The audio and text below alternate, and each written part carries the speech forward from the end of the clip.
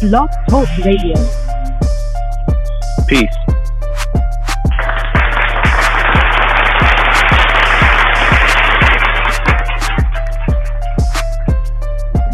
Good day, ladies and gentlemen, brothers and sisters, friends and foes.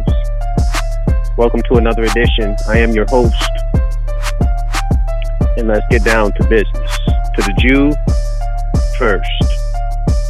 Before I delve deep into this subject, allow me to give you the biblical salutations of peace in the languages of Scripture. We say it in the Amharic language by saying salam. We say it in the Arabic language by saying salam. And we say it in the Hebrew Aramaic by saying shalom. That simply means peace. I wish peace to be upon every single person living. With that said, this message here, I want to be able, or I will, when I'm done, be able to prove, to show and prove the craftiness of biblical and Quranic writers and the tricks that they have played. I want to reveal some of them. So to my Christian brothers and sisters, I'm going to say some things that will probably, most likely, 9 times out of 10, that's going to upset you. But I want you to hear this all the way through, because this is not designed to offend you. But sometimes the truth offends. It does. Before you could cut the pie, and if you're using a knife, you got the whole roundness of the pie. In order to get your slice, you're going to have to cut. So, in order to get your slice of truth, you're going to have to let me cut your slice. Now, to the Jews. Now, that was for saying that was to my Christians and Catholics. Now, this is to my Jews, black Jews, Hebrew Israelites, Israeli, those that practice the religion of Judaism. I'm going to say some things to you today. I want you to hear this message in its entirety. And I want you to make a decision. Is what I'm saying the truth, or is it a lie? To my Muslim brothers and sisters, those that are Eurasian or Arab, even to those that are black Muslims, I'm going to say some things today that you may not understand or you may disagree with me. But I want you to hear the message in its entirety. And then you will determine if you're truthful, if I'm telling the truth, or if I'm telling a lie. To my Hoteps, to my those that believe in Egyptology and in Kemet and so on and so forth, my Ethiopian brothers and sisters, my Egyptian brothers and sisters, my everyday plain brothers and sisters, no matter where they at around the world, my black American brothers and sisters, my Rastafarian brothers and sisters. To all people, I want you to listen to me real good. Years ago, I stated, and other peoples have taken up on this, incorporated into their books and made books after this. When I first revealed this, back in 1996, I had heard nobody else ever say this before. And it was an epiphany that was given to me. I didn't get this from nobody. But I had said that there was no man born 2,000 years ago by the name, and I began to disqualify Jesus because, first, of the letter J. Letter J was invented in between 1630 and 1635. Second, that unless they have updated the maps, you know they like to move the goalposts, but in actuality, there is no city of Nazareth on any maps until the 4th century AD. And they told you that Jesus was born between 3 and 6 BC. He was born before Christ. 6 years before Christ. It's just saying that's what BC means, right? Or some would say before the common era. However, he says that we'll just leave it like that. I want one more. You know what? I'm gonna give you one more secret, and I want you to do some homework in the book of First Kings. I want you to look back in there, and sometimes you can't give everybody the answers. I want you to look back and see. I want you to look in the genealogy of Jesus. And there's a king that was the son of Josiah. I'm not going to tell you the name of that king, but that king was so wicked that it has it on the lips of the prophets that king and his bloodline after him will never be successful or should rule on the throne for Israel. If you're going to say that there were some people thousands of years ago by the name of Israel, if you're using it like that, right? So Jesus is disqualified because he has this particular king in his bloodline. He's automatically disqualified from being a Christ, from being a Messiah. I don't give a flying dog dung what's written in the Bible and what's written in the Quran. I don't care what they have wrote. They're lying. I want you to understand that they are lying. It is not true. It's historically inaccurate. It's scripturally impossible. Now, European Jews, once their two founders of the religion of Judaism after the Crusades around the 1080s, they began to write. Two of their main writers, which comes out to be the founders of Judaism, they go under the acronyms. One of those persons, the main one, his name is Rabbi Shlomo Bar Yeshek, or Solomon Bar Isaac. And his acronym is Rashi. And you can go into the Google search engine and you can type in Rashi and begin to understand about Rashi. Rashi is spelled Rashi, right? Now, the second one I need you to research, his name is Ramban. That's his acronym. His real name and title is Rabbi Moses Maimonides. Acronym is Rambam, R-A-M-B-A-M. Very two important religious figures. You're going to see why they are important. They were Egyptologists. If you really understand Solomon, not nobody ancient, we're talking about Solomon Bar Isaac. And the Jerusalem temple was named after him during that time. Yes. He had a lot of students. And a lot of his students, if you just, as you're Googling Rashi, you just Google down a little bit, you'll see some of his students. Some of his students is Abraham, Isaac, Jacob, Israel, or Yisrael.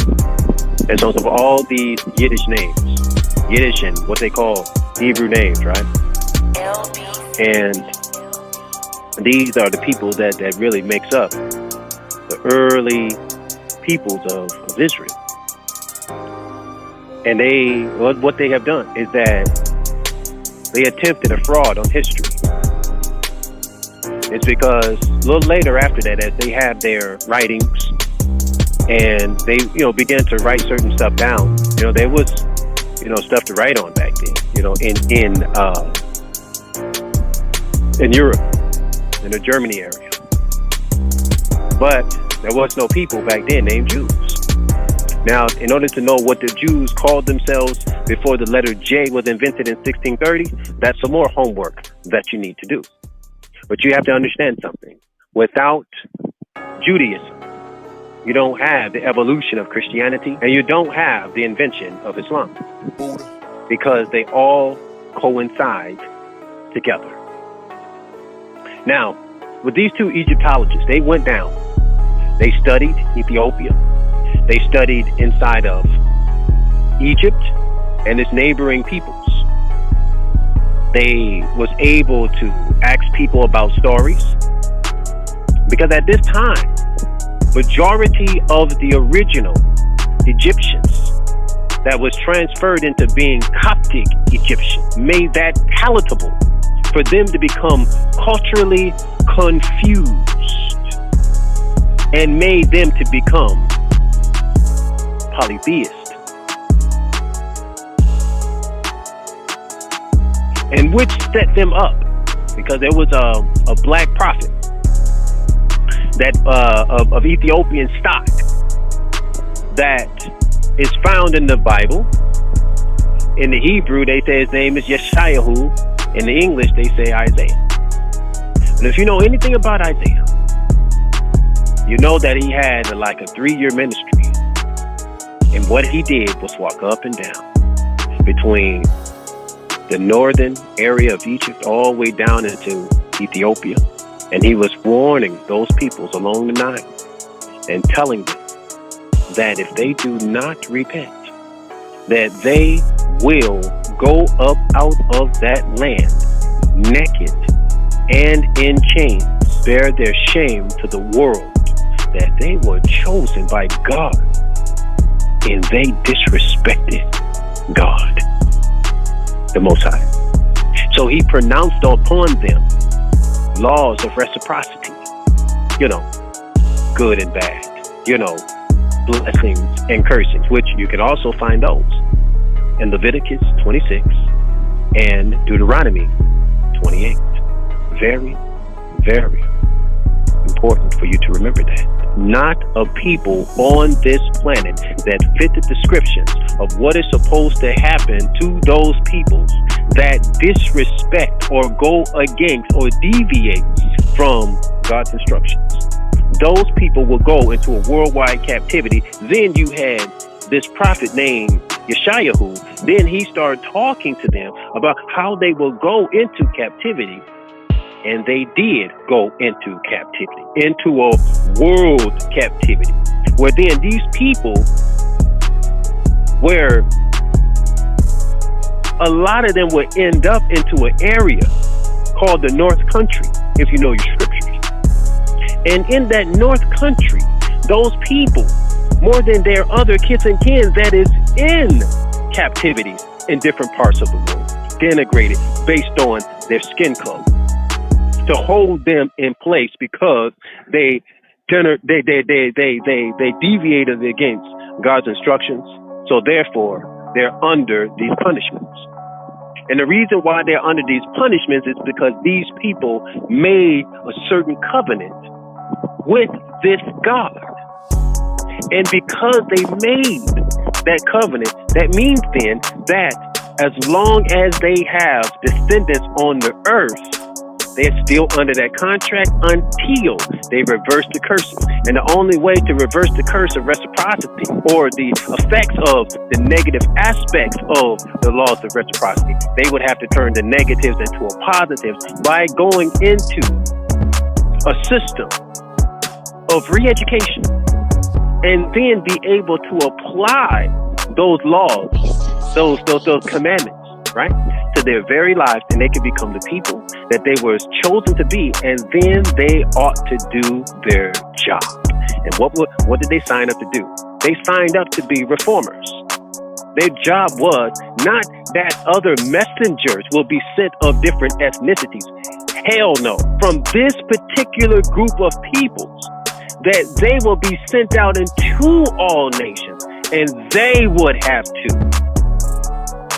reform the nation into being one global community under one culture, under one God, and they shall be one people, even though they have various languages and so on and so forth. The languages don't even matter, as long as they do the same thing. This is what they was chosen to do. Now, going back to Rashi and Rambam, they made up this religion called Judaism, or the way of the barons. And at first, it was a rich religion. Then they started letting average people in, because they needed to grow a following. Then once they grow that following, then they start making mandates and so on and so forth. Little rules in their religions, how people would have to pay, and be a part of that association. So then you start having rights to that religion. RITES. You have rights, not rights, but rights, right? Meaning it's a prescription in order to do this particular religion, in order to live this way. This is why Judaism, Christianity, and Islam is the way that it is. Now, as they're making this religion, was there the Christian way of doing things? Yes, it was. But it wasn't as let's say, carefully organized. It was more random. People picked up on traditions and customs and so on and so forth. You know what I mean? But one thing had happened once when you had the founding of Judaism and you had the Christian Crusades and all that kind of stuff like that, right? Islam wasn't developed yet. So that came later on. And I know that most people would say, well, no, Islam has been here since the time of Prophet Muhammad. No one knows anything about Muhammad until at least 200 years after they said that this man lived. Did you know that? Did you know that? No, you didn't. Everything that was created about Muhammad wasn't done in Mecca and Medina. No, this is a part of an older story, right? And guess what? Everybody that wrote about Muhammad, why does all the stories, why does the hadiths and the sayings and so on and so forth, the biography of Muhammad come out of Baghdad? Why doesn't it come out of Mecca? You gotta answer this. Because, hell, you don't even have Mecca on any trade routes until the 900s AD. Y'all in trouble. Because now you're going to have to justify your religion. You're going to have those artifacts. You're going to have those tombs with bones in them. You're going to have the maps to justify, like how y'all did trade and so on and so forth. Since Mecca is supposed to be like heaven on earth. This is supposed to be the original place where Adam and Eve landed when they were supposedly kicked out of heaven. See, and they was kicked down to Mecca. But nobody knows about this Mecca until 900 AD. We all should have a problem with this. Now, let's just throw in that there. Yes, we understand about Christianity and the worship of Serapis, and how during the 31st dynasty of Egypt, but ushering that in, you have to understand about the Arabs. They didn't have religion. They was just nomads. They had little villages and so on and so forth, right? In certain areas. And I'm talking about during the times of the ancient Egyptians. But the ancient Egyptians had gold. They had papyrus. They had ink. And they had a wealth of inventions wanted to take hold of. The Egyptians was not sharing.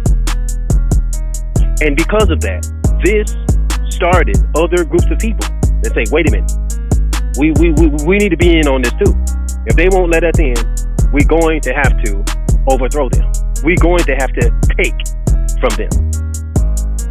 And so when this started to happen, you got people that was coming out of the what you call the upper Middle East, where you got Russia, you get Asia, then that connects to the Middle East and start coming down like Iraq and Iran and all that kind of stuff. Those always have been, a mixed breeded people. So we call those Eurasians. We don't say Asiatic because that term Asiatic was invented by a German anthropologist in the 1600s. So you can't use Asiatic and purport that back in time. You can't do that. I'm not going to let you do that. You got to understand when stuff, everything has its etymological origin. If you can't type in the dictionary of etymology and find out the origins of a word, they don't even have a date there, they're trying to deceive you. Just like the word Israel. They do not have a date for Israel. They can always just refer you back into the Bible. But then you would have to understand when the Bible was invented. The Bible was invented after the invention of the printing press of Johann Gutenberg. You got to understand that. Without that, you ain't got no damn Bible. You ain't got no Bible. Now, do you got scriptures where it says, thus saith the Lord, and then we have prophets? Yes. But then now you're going to have to go through some of the oldest people that's on the planet in order to get thus saith the Lord. Because that only comes through one ethnic group of people, and that's the Ethiopians. Even when you're talking about prophets that was in Egypt, what's their ethnic origin? Even the Egyptians go back down up into the Nubians, into the Ethiopians. All of them are the same people. It's just geographical. And then they named themselves after different territories and so on. These are all Nile Valley Africans. You're talking about the Nilotic people. Now, what the Jew was able to do when he seized the printing press by Johann Gutenberg, because he owed them money, the first thing that they started printing was a Bible. The first Bible that was in print. Some people call it the Gutenberg Bible. It had 42 lines of script. There wasn't no Matthew, Mark, Luke, and John. There wasn't no book of Malachi, the book of Exodus, and all that. No. They have 42 lines of script. That was the first Bible. So you're in the neighborhood of the 14, you're in the 1400s, you know what I mean? Okay. Now, 42 lines, right? Which is interesting because you had the 42 laws of Ma'at. But really it's more than 42 laws, it's just that was a sum total for that ancient Egyptian time period before Akhenaten. Because it was Akhenaten by his finger that he wrote 10 for his brother, gave them to them, so then he could distribute this among the Habarus, which is the original, or what they call the original Hebrews. But there was no Jews and there was no Israelites in ancient times. And I know some people would say, no, Israel only means Isis, Ra, El. No, stop that bullshit. Stop that bullshit. No, they just did not exist. They just did not exist. Where's the tombs or any bones with them? They said that it was over 1.2 million Israelites that exited it out of Egypt. You know what that would do to an economy? That would crash that economy. But that country didn't have this great economy crash, did it? In history? No, it didn't. So what the hell are we talking about? You're talking about myth. You're talking about some story that somebody has invented. You're talking about then they began to write. And when they began to write, because for the Western Europeans, they figured that they would get to jump on the world. Now, the only other people that had some type of printed material was the Far East Asians, and they wasn't sharing their press with the Europeans. They wasn't sharing that with us. No. So here we have these scriptures. Then you start having, thicker Bibles being printed. Then you had this one guy. He came up. His name was. After now, then you start getting, when the Jews started getting their stuff together with their printing press and then sending more stuff to the print. Then they used some of the writings of Rashid and Rambam. And that got incorporated inside the Bible, and all it gets is a narrative. It's just a narrative tale, an allegorical tale. Then after years and years and decades and a few hundred years, then they started adding numerology in there, and adding other fluff like astrology and symbolisms and parables and other religious lessons and psalms and other things like that. And all of you, now mind you, when you go back to the most historical of any biblical text, they're not going to show you the facsimiles that they really have copied these from, and so on and so forth.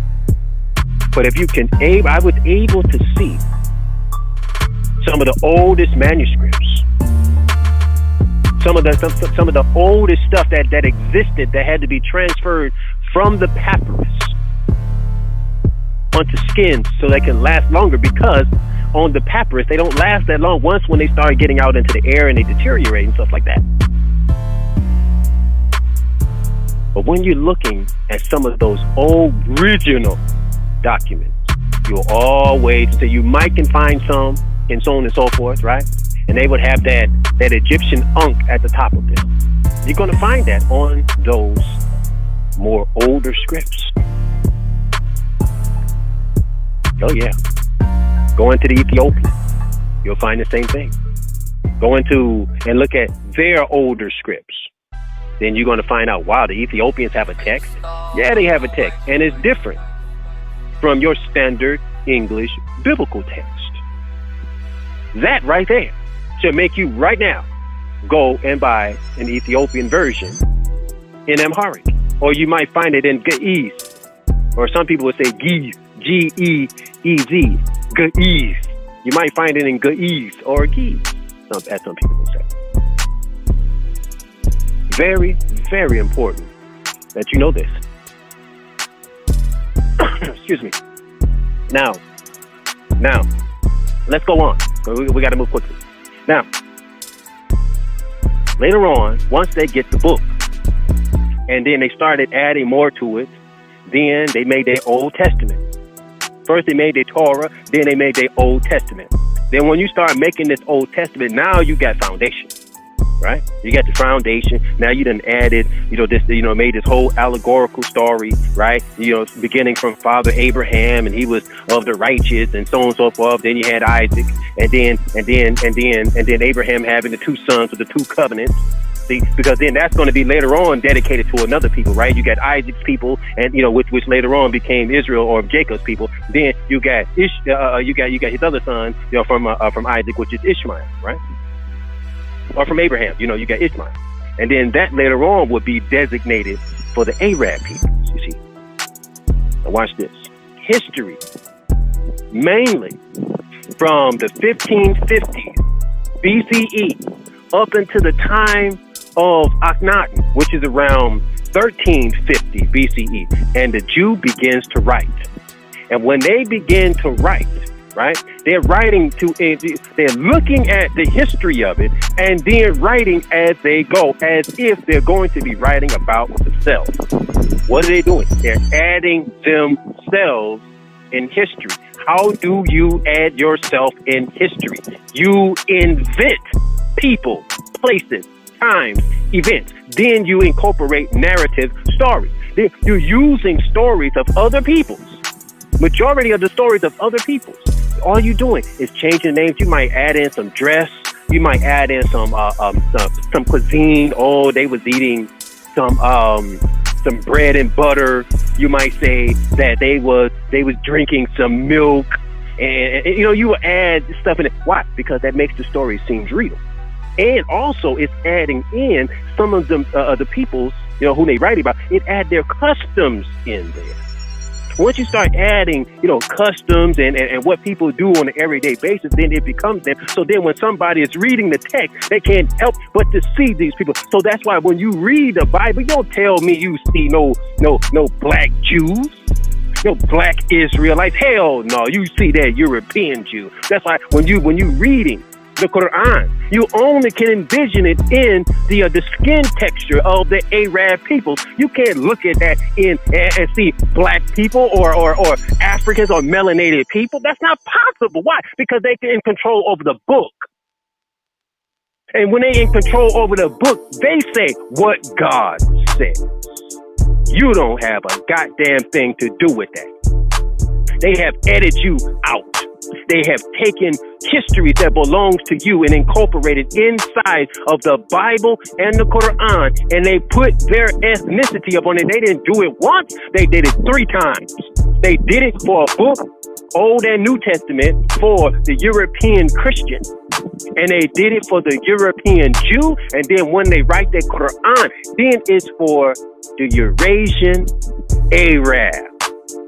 You are out of gas as melanated people. You got to understand this. This is why you ain't got no world power. Because while your people was dealing with colonializations and slaveries in different parts of the world, these peoples wrote books and then they established histories. And then as they're going back, only thing they're doing is rewriting and then adding themselves to the text. This is why you can look back in ancient history and talk about, oh, well, Josephus, there wasn't no goddamn Josephus. Or Josephone. How the hell do you got that? And the letter J wasn't invented until 1630. Get your ass up out of here with that. There's a whole bunch of stuff. If you just purport it back in time, it's disqualified. So where was the damn Jews at when that wrote the Septuagint for Alexander the Great? What no damn Jews? You can't purport Jews back in ancient times. You can't really purport Muslims back in ancient times. Hell, even Islam means those that agree. Agree to what? To the mandate of the barbarous Arabs that was coming into different areas. It was their way or the sword.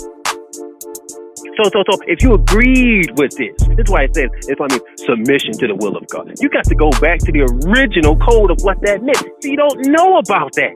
You don't do digging. You don't go and try to find out the root and source to different things. Just like a lot of you, are purporting to be Christians. And still is ignorant of the fact that the world's first Christians worshiped a god called Serapis. And Serapis was the god that was established after Alexander, right? Remember I told you about those Arab clans that rushed down up into Egypt to try to take it over. Then the Egyptians around the 30th dynasty, they go to Alexander. And when they go and talk to Alexander, because the Greeks never tried to invade Egypt, because they knew that the Egyptians gave them civilization. Which is why you could find what Count Volney said in the 1700s. He says, just think, the very peoples that we hold in chains, it's the very ones that built all of these things. He was talking about the pyramids and everything in Egypt. And these are the ones that gave us our arts, our sciences, our concepts of law and language and so on and so forth. What? So wait a minute, you mean to tell me that your people have enslaved the very people that gave you civilization? How did they become to do that? Well, first they had to enslave their minds. How was they able to enslave their minds? Well, you got Alexander. Alexander comes down with his general Ptolemy. He had Ptolemy Sotar. Sotar means savior.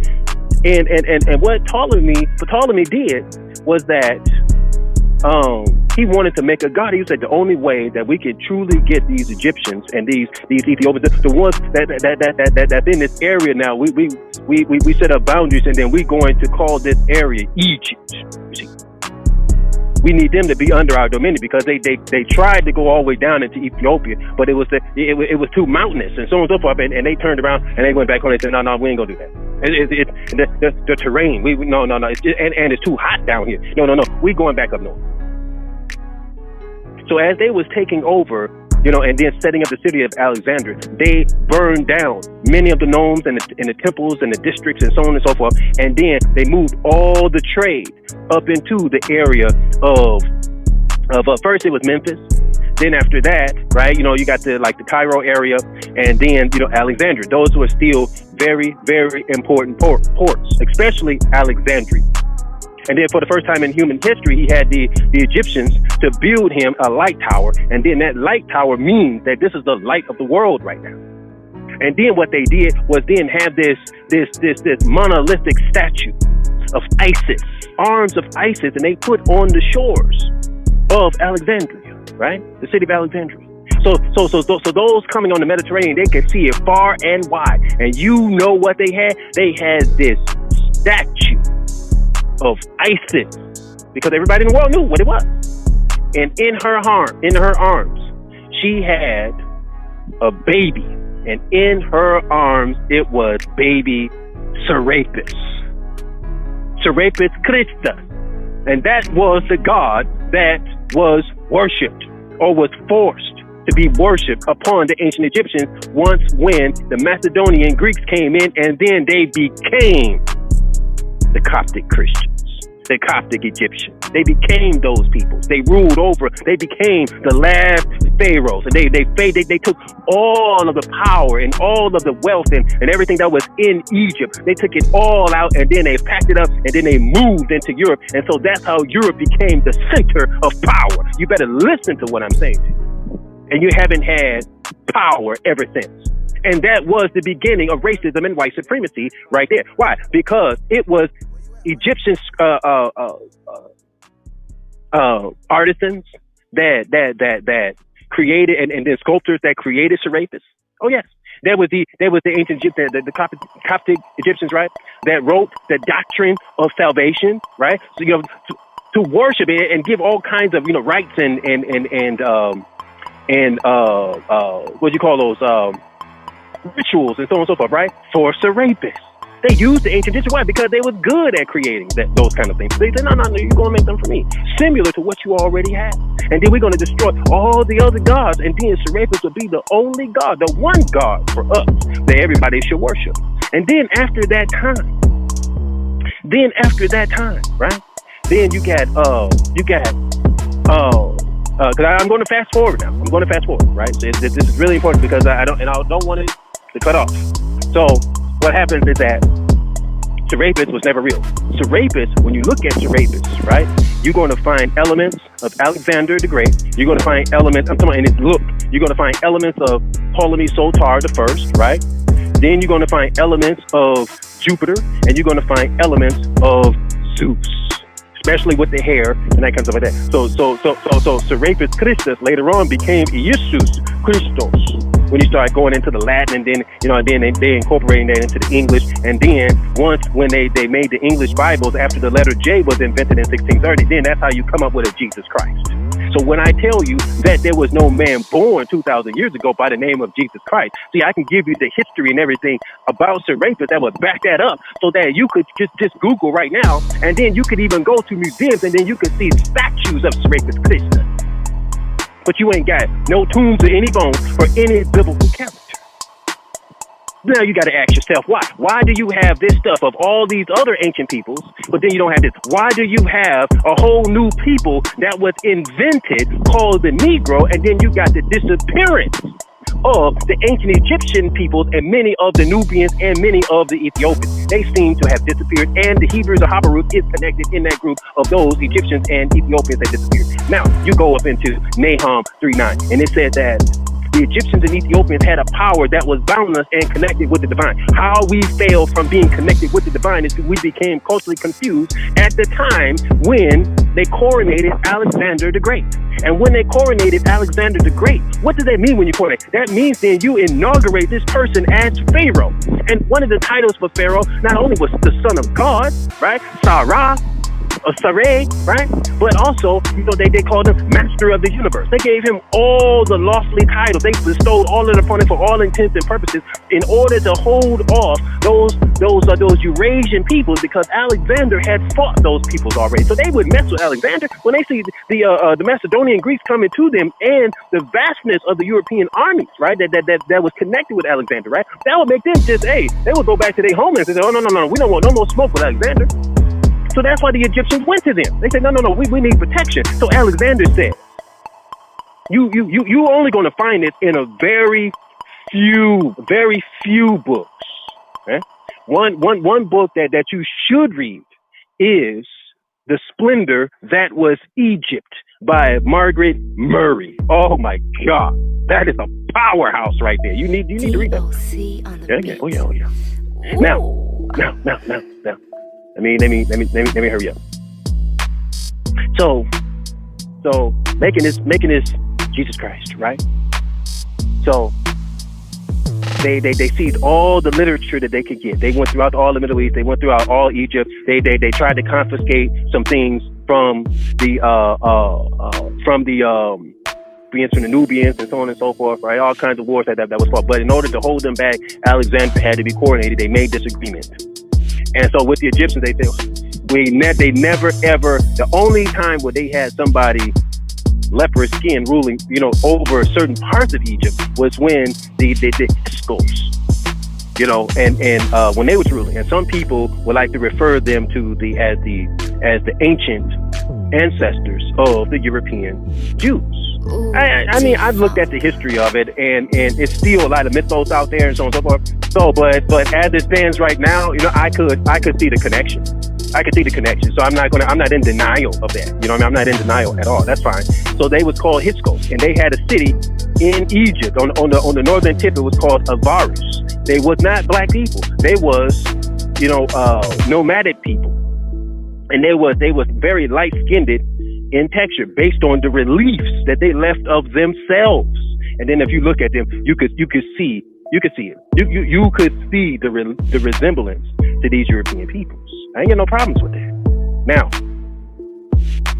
the making of Serapis, and they forced this image on the Egyptians, and it took about almost 1,000 years to make the Egyptians bow down to that. In the meantime of that, then you get the Council of Ephesus, you got the Council of Nicaea, and all this kind of stuff like that. Now, at the Council of Nicaea, most people is not looking at the minutes of the meetings and really what they're trying to do. What they're trying to do is give human spirit to a statue.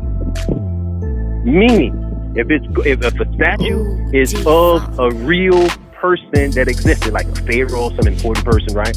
It had to be real. It had to be a real person. So they was trying to give the spirit of the Holy Father unto this grotesque statue of the so-called sun. So who birthed the sun? The sun is supposedly be birthed by Osiris. All in the myth, though. This is all mythos, right? Because all the pharaohs of Egypt, right?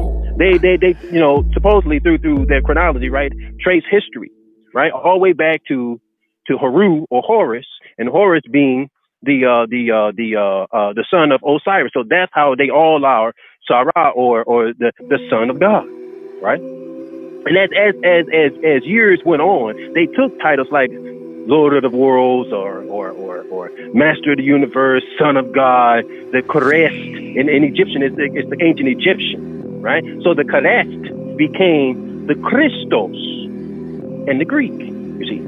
And so Messi became Messiah. First it was like Mashiach, right? And then into Messiah. But the original was Messi, meaning it was the mess. It was like the fat of an alligator, right? It was melted upon his head with that. Then he was anointed and so on and so forth, right? Which only was the Pharaoh. You got to understand this. Your ruler over the country back then before the Greeks and the Arabs and the Romans became the rule over Egypt, right? Your Pharaoh was all things into one. He was your prophet. He was your king. He was your high priest. He was your Messiah. He was your Christ. Matter of fact, he was the impersonation of God on earth for all human beings. That's how important Pharaoh was at that time. And thus, now they just split it up. Now you have presidents. Now you have kings, right? Now you got religious leaders. Then that gets transferred into prophets and all this other kind of stuff like this, and religious leaders and political leaders and so on and so forth. But really back then it was all in one. So now you go back and then you look at the text and then look at Acts. I believe this is Acts. In the book of Acts, it says that Moses was learned in all the wisdom of the Egyptians and mighty in word and deed. Now you have to understand what that means. Well, what do you mean he was learned in all the wisdom of the Egyptians? Now, they left you in there something, right? What they just left you is that Moses was a pharaoh. Who is they saying was this pharaoh Moses? Now, you go into the chronologies of Egypt and their history, and they said that this Moses was a pharaoh, but really he was not. He was the brother of the pharaoh. They don't even want to mention Akhenaten's name. So Akhenaten was the pharaoh, and his brother was his priest. Even though Akhenaten was the high priest, he was and he established the order of Melchizedek. You see, So what happens with it? So in the chronologies of Egypt, they don't even want the name of Moses, even Moses, to be even mentioned, right? Which is Akhenaten's brother, but his real name was Tutmos. So what the Jew has done, they went down up into Egypt, they found the history, they began to write and that kind of stuff like that. So now the Moses have to be a Jewish Moses. They don't never paint him black or melanated. He's always Jewish, isn't he? How is it possible that he could be living in the household of Pharaoh and he's being European, or if he being, Eurasian in look? You know what I'm saying? That's not possible. No, he had to look just like the peoples of that land. If you have a Moses in that analogy in the story. Now, fast forward, right? Let's get about that. When you finally have when you finally got this Bible in print, right? Now, even though the Arabs and also the European Jews and also the European Christians, they pre-port their scriptures older than what they really are. Right? They extend out the dates. You know what I mean? So that it feels ancient. And so on and so forth. No, it's more a recent invention. In order to have it bound like that, you got to know when book formation took place. You got to understand that. Without that, then you'd be like, wait a minute, well, how do they get this all together? You got to ask yourself this, especially when you're dealing with a person like me that researches history. Because I'm gonna put it right back on their ass. Now they will have to go back and change, just like they changed. Right? Because it used to be, when you go in and look up the letter J, right? They have the exact date when it was in there in the dictionary of etymology, right? Now I have been preaching this since about 1996, and they went in and changed it, and then now they say in the 1600s. They don't pinpoint the exact date anymore. Why? Because you got a person like me that have been publishing this truth all over the world that ain't going to let them get away with it. Now, fast forward again, right? Now you say, but you named the message to the Jew first. Here we go. Starting back at the Babylonian captivity inside of the Bible, they have it. There's certain scriptures in the Old Testament where all of a sudden, now you got the injection of some leprous Jews up in there, right? They would say, the house of Israel or something like that, right? They would have that injected in there, right? This is important. The reason why it's going to be them, that's going to be those people later on, right? They're going to have this black and white kind of thing, you know what I mean? Where that there are some that call themselves Jews and who are not and of the synagogue of Satan. Then you're going to have this schism in there where it depicts Moses as God said, Moses, put your hand in your bosom. So he put his hand, inside of his clothes, and then he said, now pull it out again. And then he said his arm turned leprous, white as snow. Then he said, now put your hand back into your bosom again. He put it back into his cloak, and then he pulled it out again. And then it says, now it was changed back to its other skin. So two types of skins. So what happens here? What am I saying to you here? That from Moses, right? That the people of God was going to turn leprous. And when truth gets revealed, but at first it has to be covered up. The covering up is their histories. Then he said, pull your hand out for the second time, right? Then it said it turned back to a second, to its other skin. Now that other skin, that's me teaching you right now of what they did, so then things could go to the way that it was. To the Jew first, then to the Gentile. How did they pull this off and leave out all Hamitic people? Then you get inside of a certain Bible concordance that start with a Z. I'm gonna say, I don't know. I forgot the name of this Bible concordance, but anyway, it gives the table of nations in there, right? It talks about Shem, Japheth, and Ham. But on Ham, it says that Ham is the progenitor of all dark peoples, excluding the Negro. Oh, hold on, right? They are using a Bible concordance to keep you ignorant. I know Hebrew Israelites that say, they said we are not of Ham, even though they're really under the whole chronology of dark people. They said, no, but this is not, the Negro is not of Ham. Why wouldn't he be of Ham if he has DNA that's of Ham? If he has skin that's of Ham? If he has phenotypes that is of Ham? Ham is all made up anyway. We are Nilotic people. We are people that originate on the banks of the Nile. This is why it says in the papyrus of Ani, we begin at the beginnings of the Nile, where the god Hapi dwells at the foot of the mountain of the moon. So if we begin along the Nile, see, that's civilization. You can't say civilization begins at Mecca. How can you say that when Mecca on the ancient maps is called Arabia Desertica?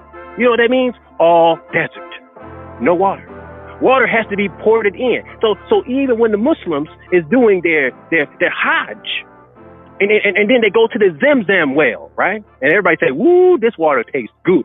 How did they was able to port that water in? Oh, you think it's a miracle? Think again.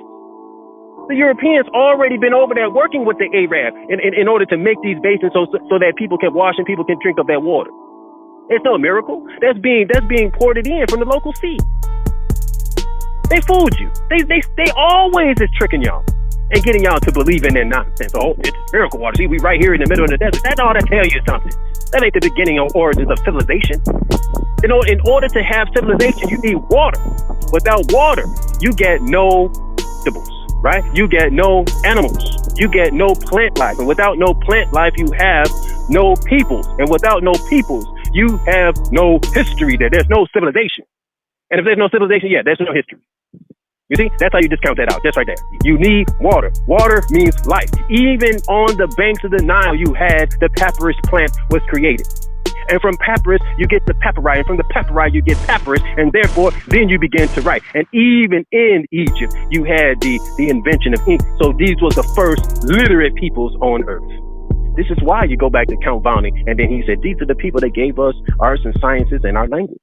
These are the people that we hold in chains. How did they turn to be evil against us? Because Egypt wouldn't share the power. So once when Alexander got the power, he's now going to share it with people that is European and Eurasian. And that's exactly what happened. He shared it with those that was European and Eurasian. Well, how y'all don't see this?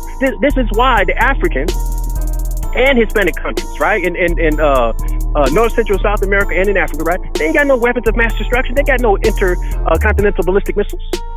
They can't make war with anybody, but the Europeans do, but the Arabs do, and the Upper East Indians do, right? The more northern ones that connect to like Afghanistan, right? And those that's in the Far East. See, but when you're going through those societies, and so on and so forth, right? All the dark peoples is on the bottom of their civilization. They want the world to always remember that the dark melanated people said what they did and they denigrated them, so now they're going to keep them denigrated. Now, in my close, how does we get this into the Bible? When the Jew, that white Jew, right? He then, right, is posing himself as being these people, right? All along, right? So there's a true people and a false people. You can't be the true Jew. The true Jew is the true Jew. People saying that. You know what I mean? Because that means that you got to adopt somebody else's stuff. You can't adopt nobody else's stuff. Otherwise, you become like them. You got to understand this. When you adopt the Arab stuff, you become like them. You become Arabized, just like them. Why? Because that's a part of their culture. This is how they was able to have domination in Africa and in other dark nations because of their religion. And their religion is tied into their culture. You got to understand that this is all politics. This is economics. This is cultures. This is their history and so on. But this doesn't belong to you. This is why when you take Christianity as it is, it will make you into an Anglo-Saxon, or it will make you into an Englishman, a black Englishman, right? A black European. You know, you can't take what belongs to. No, you need that which comes from your own people. I've been trying to connect you with Ethiopia. Why? Because we got everything that supersedes everybody else. Get your ass down there up in Ethiopia and start to learn and start to connect with your people. You don't need these Western Europeans' religions of Christianity, Islam, and Judaism. You got the best stuff down up in Ethiopia. You got the source to Islam, Christianity, and Judaism right down in Ethiopia. You got the best cuisine down there. You got everything down there. Why are you still trying to be like these people? No, give up their language. Give up their, go back down and get your own, because it's sitting there waiting for you to attach to. Now, then you get into, they started to describe the Son of Man and how he looked and so on and so forth in the Old Testament. He looks black, don't he? Yep. Then you go into the book of Revelation. Then they start saying that, oh yeah, there's some that says they're Jews and who are not. I'll make other synagogues of Satan, but I know your poverty. Oh, so the ones that is not in synagogues, but they claim to have the same practices of the European Jews, they are in poverty. Look at that. The other ones are rich. Is the white Jew right now, right? And I don't like to play these color games or anything like that, so this is no game. I'm just pointing out the truth. Is they on top?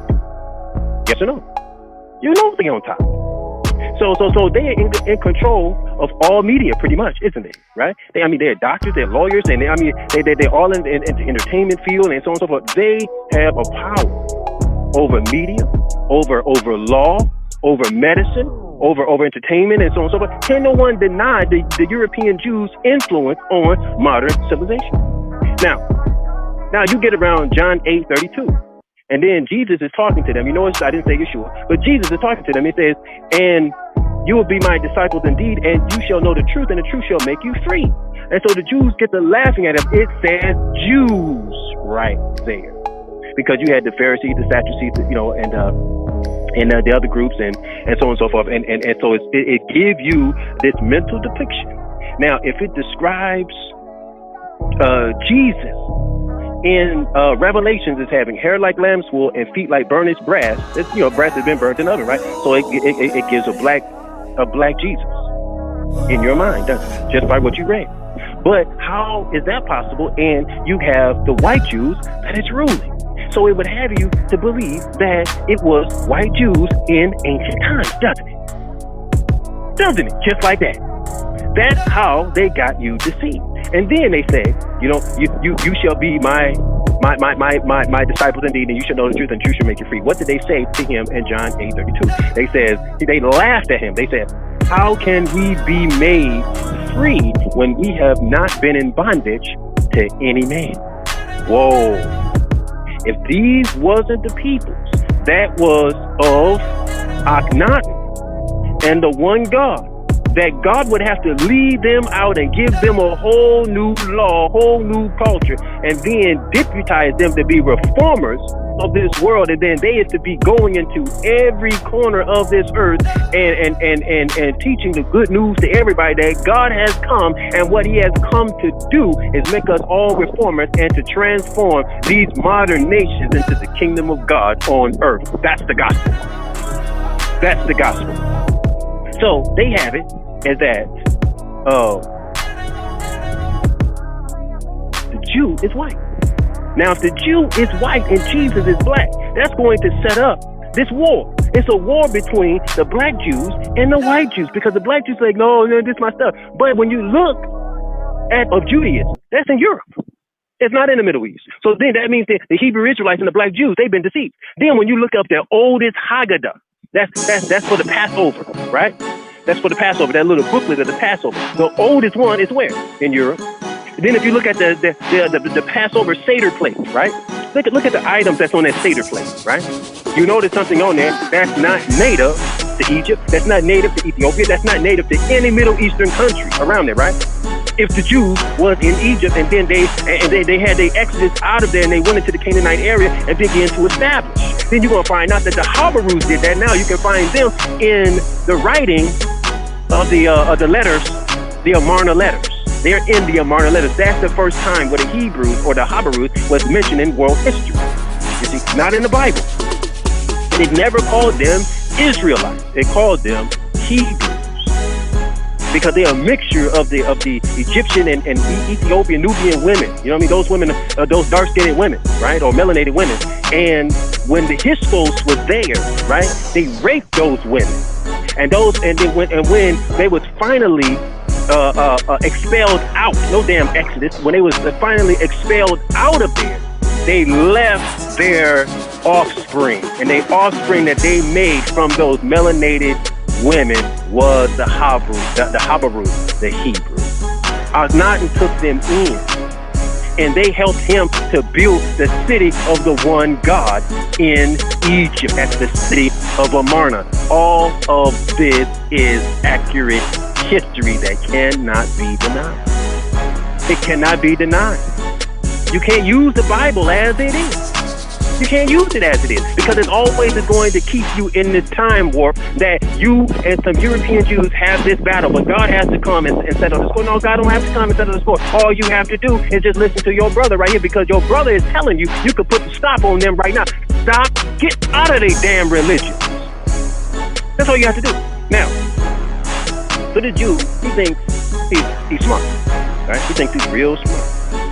So white Jews things going on right there in the Bible, and the Hebrew Israelites always point out how we black, see, because Moses, he was black when he put his arm into his bosom and all that kind of stuff, and then they go into like how Solomon looked, oh, I'm black but comely, oh, ye daughters of Jerusalem, and all that's well and fine, but the European Jew still rules over Judaism. He controls the books, he controls the rituals, he controls Jerusalem. He's in control over that religion, right or wrong. You know that's right.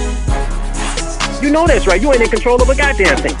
So let's stop it. Now you got to figure out, wait, how am I not in control if this is my stuff? It's not your stuff. That's why you're not in control of it. They have invented a fraudulent history, a fraudulent religion. And with the printing press, they printed history books. They went back and edited things. And now when you buy books, ancient books, right, you see the copyright. And then you see that when this was reprinted, when this had to be translated. So what you're doing is trusting them. The hell you trusting them? And then they doing this global enslavement and stuff like this. Only people that you can trust are the people that wasn't colonized, the people that wasn't invaded, the people that wasn't conquered. And that's the Ethiopian people. If you black or melanated, you better get your ass back down up in Ethiopia and learn something. You got to start fresh. You got to give up this lie. You got to give up this lie. Now, so you got that going on. Now, the Arab, for them to keep the secret. The Jew says, fine. We got to add them up in there. The Jew helps the Eurasian Arab write his book called the Quran. Then they added more schisms to it. They said, whoa, the prophets do no harm. I mean, they're like sinless. They don't do anything, because they're chosen by God and all those other kinds of it, right? So then they rewrite some of the biblical characters, the main ones anyway, right? And then they give them all kinds of lofty titles and so on and so forth. And then they append their own belief system of taking many things from the city of Amarna. All things you're dealing with, thus saith the Lord, and what gives those religions palatable, to make them palatable, they stole it out of the city of Amarna. The first city in the world where people from all around the world made pilgrimages to was the city of Amarna. The first time in human history where every average, everyday people was able to go inside of temples to worship. And from that time, then all temples was opened up to people. Where was that done at? The city of Amarna. This, what I'm telling you, is world history. They don't want you to know about Akhenaten. That is the Kadesh. That is the Messiah. That is the Mahdi. That is God. Him and his wife together, a pair. God. Bestowed power by the universal creator that came down on this earth, pressed the reset button, and got everybody all over the world talking about there is no God but the one. So then that's why you can find that in the boundary stela that predates the Bible. You can find it on the boundary stela right now at the city of Amarna. The boundary stela says that there is no God but the one, and Akhenaten is his son. Then he mentions Nefertiti, because those three are one. The universal creator, our father Akhenaten, and our mother Nefertiti. The European Jews, the European Christians, and the Eurasian Arabs has posed a fraud on the world. This is not their stuff. Their prayer formation that you see that a lot of stuff got incorporated into the Coptic and then into the Roman Catholic Church. Where you find that at the city of Amarna. You can see the Muslim in their prayer formations and so on and so forth praying just like the daughters of Akhenaten. When you look at the statues in the Cairo Museum. Wait, what? Oh yeah. Then you got, remember I just told you about the boundary seller and what Akhenaten says right there, right? That's why you have in Deuteronomy 6:4 where it says, "Hear, O Israel, the Lord our God, the Lord is one." This is why you find in the book of John where Jesus is praying before he gets killed, right? Supposedly, right? Because you know there was no Jesus born 2,000 years ago. So when it says, when they have it on his lips, that he praying, he said that there is no God but the one. And Jesus Christ is his son. So Jesus Christ is going to say Jesus Christ is his son. This is how they got y'all. This is how they got you. And you just read and you like, oh, okay. So he's going to refer to himself in the third person like that? Do you know how insane he would have to be? Okay. All right. Okay. Maybe you didn't get that one. Okay. So then. That's why then they have it. Not in the Quran, but the first time the Shahada is mentioned in world history was when it was written on the Dome of the Rock at Jerusalem, where it says there was no God but the one. Then later on, then they add, and Muhammad is his messenger. Uh-oh. See, when the Arab came in, they were looking for three things. In the words of John Henry Clark, right? They was looking for three things: gold and glory, and found all three. They sure did. Gold, God, and glory. Now, how about Islam? You go and you study about Bilal, the Ethiopian, right? The first caller to prayer, the first Adhan, right? Muezzin, you know, that for Muhammad, right? Because he was Muhammad's slave at one time. Literal slave. So that means then those people had slaves.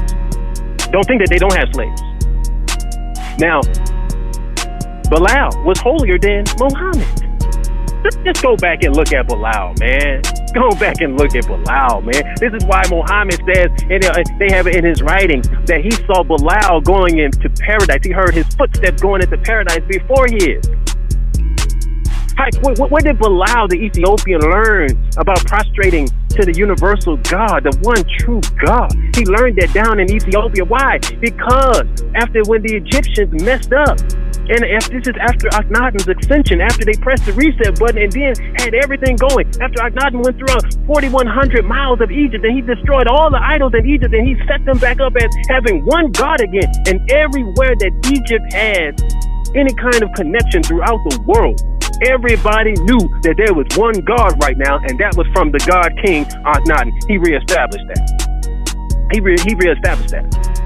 See? And when he reset it forever. And then he incorporated that into cultures, into languages, into politics, into economics. This is why you have fair trade imbalances and so on and so forth. This is why you have peace treaties and so on and so forth. Why? That comes out of the 18th dynastic period. You got to go back and you got to research. You got to know why this is happening. Then Akhenaten advanced civilization. How did he advance that civilization?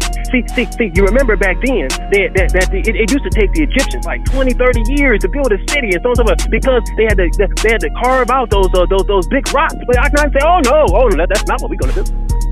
That's not what we're gonna do. So he invented a technology called the teletot.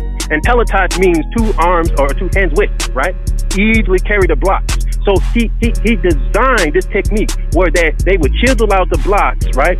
About arm's width, right? So let your fingertips to your elbow, right? And then they would be able to construct buildings quicker. And from there, then he built the city of Amarna, the only city in known history that is dedicated to the universal creator, the one God. Mecca wasn't designed for the universal creator. Neither was Jerusalem, and neither was Vatican City. It's only the city of Amarna. And anything that I'm saying to you, I give $1 million reward for anybody that can refute anything that I'm saying. You better come with the purse, because I'm taking that. So don't think you're gonna come and then don't be able to pay. Right? So that's my challenge. Before you come, you make sure you have that money, because I'm taking it. I'm taking it. I'll take all properties you have too. Put that up too. I'm that sure about this truth. Now, so for the first time in human history, we built this city. He built an ultra modern city. Egypt hated it because they survived off polytheism. They survived off the worship of Pharaoh. But Akhenaten threw all that off. He said, "You don't prostrate to me. No, you prostrate to our Father, which art in heaven." Wait, what do you mean? Out of the sun this, because without the sun, we can't survive. We can't survive. If the light of the sun goes out, your scientist tells you that within 72 hours, all life form will cease to exist. It will be utter chaos, the known universe, if the light of the sun ever goes out. The planets can't even hold up if where we would go. We don't know. That's how important the sun is. It gives us life. It sustains us. It's the physical representation of the light, the wisdom, the love, and the light of God, always bestowing its rays upon its creation. Oh, Lord, have mercy. That's beautiful. That's beautiful. So, Akhenaten built this ultra-modern city, right? This ultra-modern city that you wouldn't even be able to take a shower today or flush your toilet had not been for Akhenaten and his invention. You would never have a bottle of perfume and all, man, it's all kinds of inventions that they did in the 18th dynastic period and at Amarna that you have no clue about that you're using today. That's the importance of Akhenaten. That's what they don't want you to know. That's what they don't want you to know. So from out of the Old Testament into the New Testament, you see how they got this Jew wife. Then you go and transfer that. Then you talk to Paul. Then he says then Jesus said that salvation is of the Jews, right? The Jew ain't you. It ain't you, melanated people. It's the Jews. You ain't the original Jew. You the original Hebrew or the Habaru. That's the ones that chosen. So really, salvation is of the Habarus. It was them that was chosen to do something. Amongst the whole group. They wasn't chosen by themselves. They just part of the cultural groups. You see? So now, with that said, you go into Paul. Paul was invented to transfer, because like you see, all the disciples, they couldn't keep the word of God, right? Jesus had gave them instructions, but they didn't want the Gentiles to come in. So now Paul becomes the light of the Gentiles, right? He becomes to make sure that the gospel is now bestowed upon the Gentiles. How do they do that? Well, then there's a scripture that says that it says it just like this: the kingdom of God is taken from you and given unto another people that will bring forth the fruits thereof. Then all the disciples was disqualified. Then you get Paul the apostle, and Paul the apostle, his mission was to who? Was to the Gentiles. When salvation goes over to the Gentiles, meaning the seat of power, the seat of authority, right? The ecclesiastical powers, right? All that means then ain't nothing of any melanated people. They have nothing to say anymore if all that is transferred to Europe. And part of that is transferred, right, to their own kith and kin, which is the Eurasian people. And this is how you got Muhammad coming up in there. Because now the kingdom of God, since it's been taken by force, and the kingdom of God, since you won't do right, now the kingdom is taken from you and being given unto another people that will bring forth the fruits thereof. Now, according to their book, is transferred to the Gentiles and to the Eurasians. And now that's how they got power. To the Jew first, then to the Gentile. The Jew is European. The Gentile is Eurasian. This is how they did it. You got to get a grip. This is how they did it. And then they came up with this fallacious chronology of Shem, Japheth, and Ham. And they got us as Ham, the alchemical people, right? I thought we're not supposed to eat ham. So they label you Ham, right? Okay, fine. Then they have Ham as doing all kinds of nasty things, right? He uncovered the nakedness of Noah, and then Ham was cursed, right? He cursed his son, Canaan, right? So the Canaanites is cursed. So that means then that the blacks is cursed. This is why the Hebrew Israelites can go all the way over to Israel, and the Ethiopian Jew could leave Ethiopia and go over there and then try to take Israeli citizenship. This is why they're cursed. This is why when you look into classical Islam, Iblis, the devil, right? And the jinn, what color are they? Black. Then you look in older Bible dictionaries and so on and so forth, and Bibles that have pictorial history. What color was the devil? He was black. Satan was black. You see? So blacks get denigrated all over the world. See, because it's from the Jew first to the Gentile. You are not included. They kept you out of the family of God, but really, they never was in the family. They were supposed to be reformed by us doing the reforming. We have lost our way, and it's time that we come home. You have to get culturally re-educated into these teachings. You have to become regrounded with your own people. This is why we're sitting here in North America as black. We have no country. We have no flag of a country. We have no cuisine that connects to a country. We have no history that connects to a country. Even our broken language, nobody wants it. But all we have to do is accept who and what we are as the Amarnian people that disobeyed the Lord of glory. And all we have to do is follow that prescription in 2 Chronicles 7:14. And when you get done with that, then you need to head over here, and then you need to learn everything you can, because the real flag that we should be waving is the conquering Lion of Judah flag of Ethiopia. We should be putting down the soul food and picking up the Ethiopian cuisine.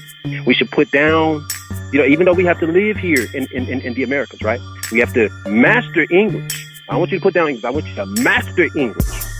And then you have to adopt your original language of Amharic. You have to put down Islam, Christianity, and Judaism that is in control over by the white Arabs, the pale Arabs, or the white Jews and the white Christians. And you have to pick up the original Christianity, the original Islam, the original, if you're going to call it Judaism or Hebrew, that's in Ethiopia. All the original stuff is in Ethiopia, beloved. We got our own calendar. We got our own way of telling time. We got our own calendar. We got our own everything. You don't even have to go under the Gregorian calendar no more. That attaches back into ancient biblical times, coming all the way down to today. So what they thought that they was going to cut off your history, no, your history is still being kept for you. All you have to do is claim what's yours. How could you claim that? Because they called you black.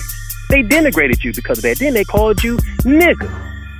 But nigger was just another word, right, in a denigrated form. But the true word to that is nigasi. The nigasi is king in Ethiopia. You see, you really king. But when they denigrated you, you became the nigga. You see? Man, you better think about this real quick. Then they called you black. Why they calling you black? Because Ethiopia means burnt skin. Burnt skin. Or those that has been kissed by the sun. What we kiss with? We kiss with melanin. Man, I do this, man. This is us. So our history back there. That's our mother country. So you could live here and then claim that. You could be dual citizens. There's nothing wrong with that. But your citizenship should be over there. So in case anything happens, into America, you got your homeland, just like the Mexicans got their homeland and their flag and everything that belongs to them and their culture and their cuisine. Ethiopia has all that for us. All we have to do is come home. And in the words of my uncle, His Imperial Majesty, Haile Selassie,